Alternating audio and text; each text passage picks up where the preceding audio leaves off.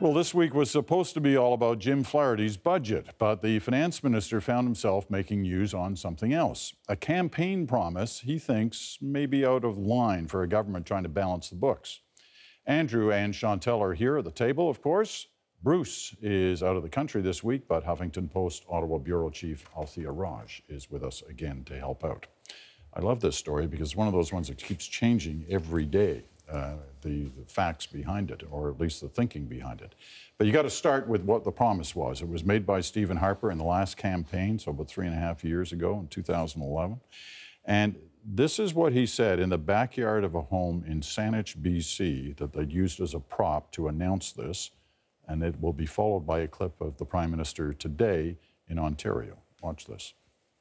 A re-elected Conservative government will, within our next term, change the tax system to allow families with children under the age of 18 to share up to $50,000 of their household income for tax purposes. We haven't got a balanced budget yet. Obviously, we're getting close. Once we have a balanced budget and once we get a surplus, we can have obviously the discussion about what we do next. But we're very clear that we've made some commitments and that reducing taxes for Canadian families will be among our highest priorities as we move forward. All right, reducing taxes, not quite the same as income splitting. You know, you could argue that point, but it's not as clear. What's going on here? Peter, it's all part of Stephen Harper's master plan. They were going to make a fundamental shift in policy, renouncing the central plank of their last election platform.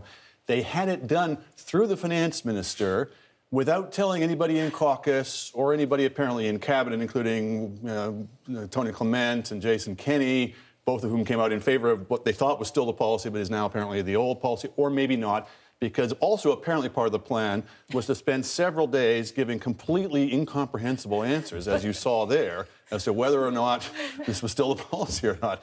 So it's really all I can say is he's playing chess. So you're not buying tonight's spin? It seems if this was, as we're now being told it was, all part of the plan, you'd think it would be running a little more smoothly than this. What do you make of it? I think tonight's explanation is the best possible explanation if you're going to avoid a Paul Martin, Jean Chrétien situation where the Prime Minister has to do something about the Minister of Finance. That being said, in the larger picture, I think that Jim Flaherty, whatever happens to him, stay or leave, has hurt, damaged the promise that was made of income splitting. And I can imagine a scenario where Jim Flaherty would have left, not because of that, would have left, but income splitting would also have disappeared. So for me, it's not either or Jim Flaherty or income splitting anymore, because the policy is damaged. Whoever brings it forward, if it's brought forward, will have to live with what Mr. Flaherty said about it. Second, I agree with tonight's spin that the Prime Minister might be on side with Flaherty's impression of it, because by telegraphing what their big policy thing was going to be in the next election, they have made themselves vulnerable to the other parties coming up with something that benefits more people and is more popular. So I can see an advantage from backing away from it, but whatever they want to do about it, it's damaged politically now. Tonight's spin is that they're backing away from income splitting. They're instead going to come out with a different kind of tax credit policy, which is kind of the way he was hinting in that clip today. Althea, what are you hearing? Well, I'm hearing that there is a discussion about new ways to implement tax fairness that is not necessarily income splitting, or perhaps just a different way of looking at income splitting, maybe just children who are kindergarten age and younger instead of under 18. This is a policy that is being attacked on the left and on the right, and that's really unusual. So when you have City Howe Institute telling you that this is a really bad policy and 85% of Canadians are not going to benefit, you know that you're in trouble. And I think the Minister Flaherty is, in the last couple of weeks, sort of trying to telegraph what he wants his legacy to be, and he doesn't want to be the man responsible for bringing forward a $3 billion tax cut that really doesn't help that many people. So I think that's what's really at play. It may be damaged, as Chantel said, and it may not be the most political policy at this point anymore than it might have been. I think it still stands up on its merits as policy, and there are people like Jack Mintz, for example, who would advocate for it. So it's I think, much more politics than policy concerns that are driving this.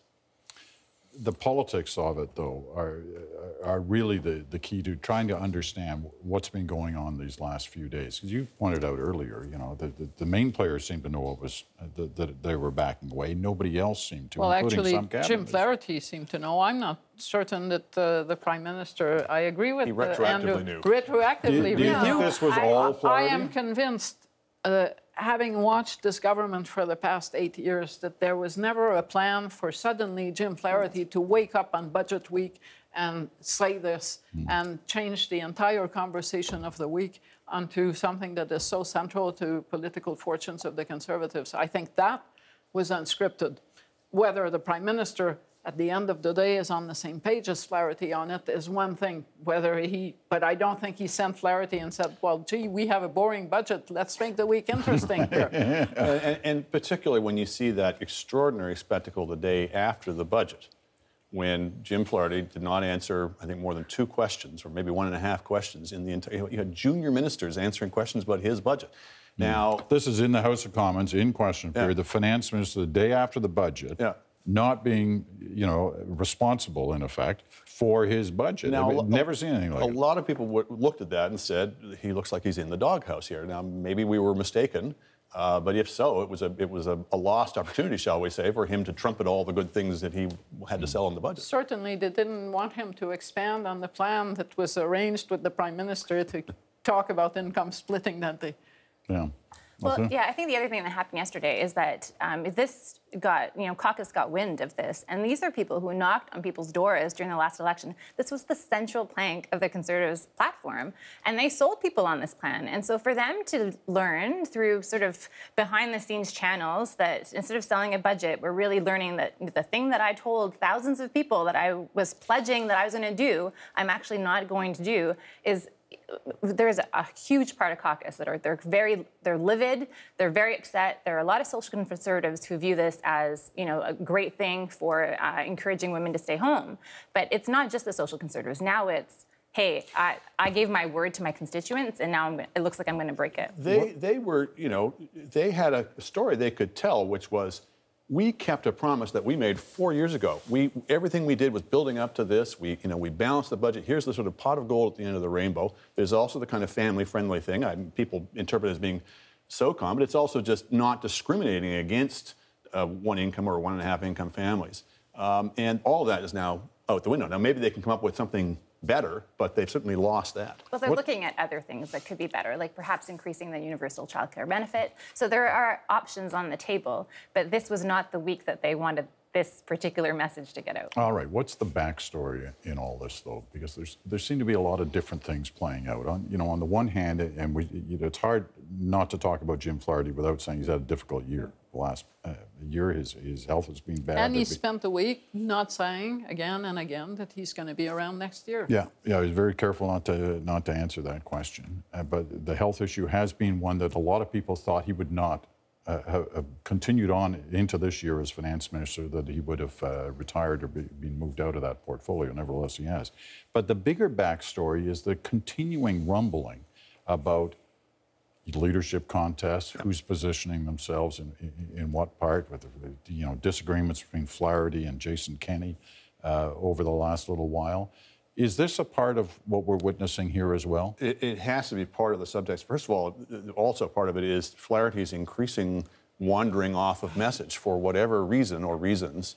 This is, about the 5th or 6th time I can think of when he's sort of come out there and said something odd or done something odd or gone off message. You wander off message when you feel either you're untouchable or you're almost tempting somebody to do something with it. Maybe, or just, your health isn't great. Or just you have nothing left to lose because you're done. Yeah, but then the flip side of that is you've got Jason Kenney coming out very forthrightly in favor of the original income splitting proposal. So for disaffected, disgruntled conservative base members who are wondering again where their party has gone, Kenney has yet again positioned himself as being the guy who can be the tribune for that wing of the party. For me, it looks like what we've watched all fall, rumblings on the backbench, unhappiness, and all of last spring has now gone up one level, where the cabinet, and I understand that cabinet members can come to an issue with different points of views, but while debate is good, a government that stifles debate at every level is suddenly having senior ministers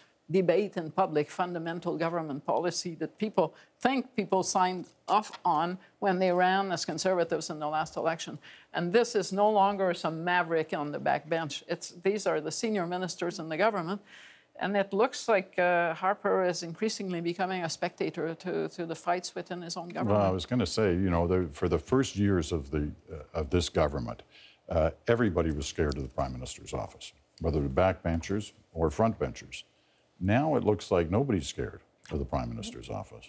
I know my favorite story, I think, this week is there was a story in the Star last weekend about all these Conservative documents that were left about, you know, the strategy for next week and disrupting the Liberal convention that's coming up.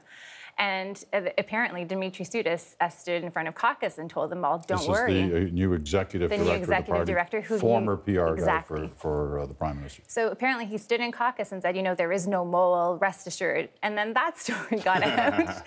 So you know, there is a mole saying that there is no mole in caucus. You know, the wheels are coming off the bus. Cabinet ministers are in private actually saying that they, you know, they're upset with the Prime Minister's office, signaling out people that they don't like.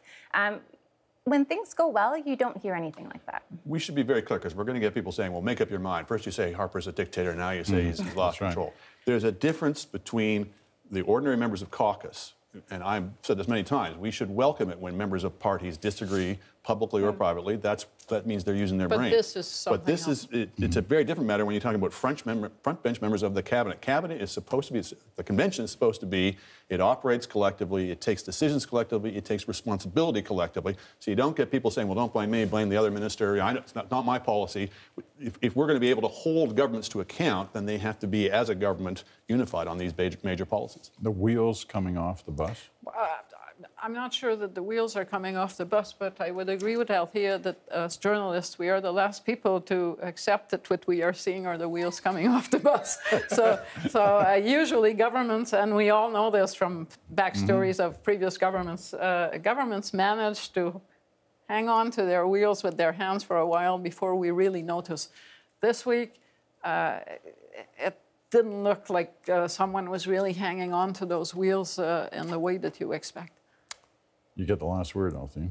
Well, I think it is about leadership politics at play in some ways. I think that Minister Flaherty is really, like I said before, crafting his legacy, and I think that Minister Kenney is trying to build support within caucus, and so he came out very strongly in favor of what that major decision was. And we are witnessing it. It's like the part 5 of the Flaherty-Jason Kenney spat. Like Kenney says white, if Flaherty says black, maybe, without looking at what white and black actually mean. Well, but I think Kenney's been consistent, though. I mean, you can't say he's taking positions that you wouldn't expect Jason Kenney to take. No, he's vocalizing the sort of common sense that's in that caucus on Nigel Wright, on Rob Ford, and now on income splitting. All right, we're going to leave it at that, but it clearly means we're going to have an interesting next few months of winter, because this winter is never going to end before we get to spring. Thank you all, and thank you all to you for being with us this week.